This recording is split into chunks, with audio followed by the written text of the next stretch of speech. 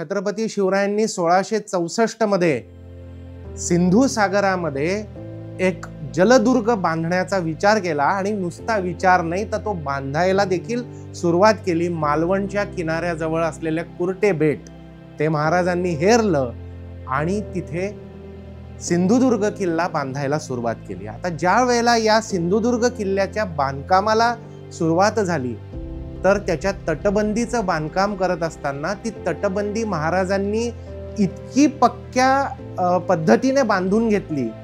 मग त्याच्यामध्ये वेगवेगळ्या प्रकारच्या धातूंचा वापर करायचा असेल किंवा दगड कसा त्याच्यासाठी निवडायचा, काही वेळेला शिसांचा उपयोग केल्याचा आपल्याला लक्षात येतं। त्या प्रकारचे आपल्याला काही कागदपत्रांच्या आधारावरनं आपल्याला या सगळ्या गोष्टी समजतात। आणि हे सगळं करून आजही 350 वर्षानंतर ही तटबंदी बऱ्यापैकी चांगल्या स्थितीमध्ये आहे। ऊन, वारा, पाऊस या सगळ्या गोष्टी सहन करत आजही ही तटबंदी बऱ्यापैकी सुस्थितीमध्ये।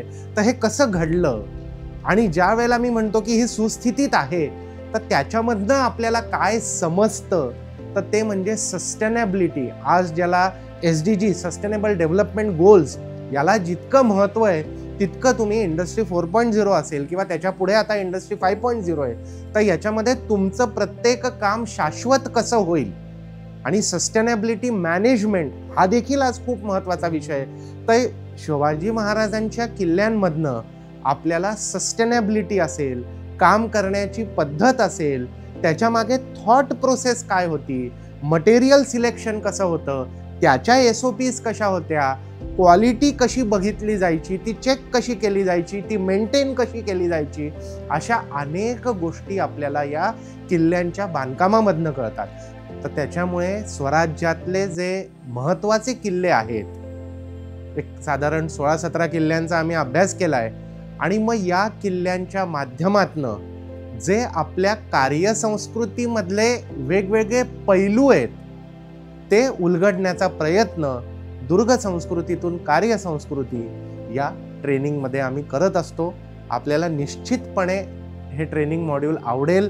आगळं वेगळं ट्रेनिंग मॉड्यूल आहे, लोकांना ते आजवर आवडतंय आणि आम्हाला त्याच्या चांगल्या प्रतिक्रिया सुद्धा येत आहेत। धन्यवाद। आपल्याला जर ही संकल्पना आवडली असेल आणि आपल्याला याच्याबद्दल जर अधिक माहिती जाणून घ्यायची असेल तर आम्ही फेसबुक, इंस्टाग्राम, लिंक्डइन आणि यूट्यूबवर सुद्धा आहोत आणि जे फोन नंबर्स दिलेले आहेत तिथे तुम्ही अधिक माहितीसाठी संपर्क करू शकता। आपल्याला आपल्या टीमची प्रोडक्टिव्हिटी आणि एफिशियन्सी जर वाढवायची असेल तर निश्चितपणे स्वराज्यातले किल्ले उपयोगी ठरतात। त्याच्या माध्यमातून आपण आपली टीम कशी ग्रो करू शकतो याच्यासाठी तुम्ही आम्हाला नक्की संपर्क करा। धन्यवाद।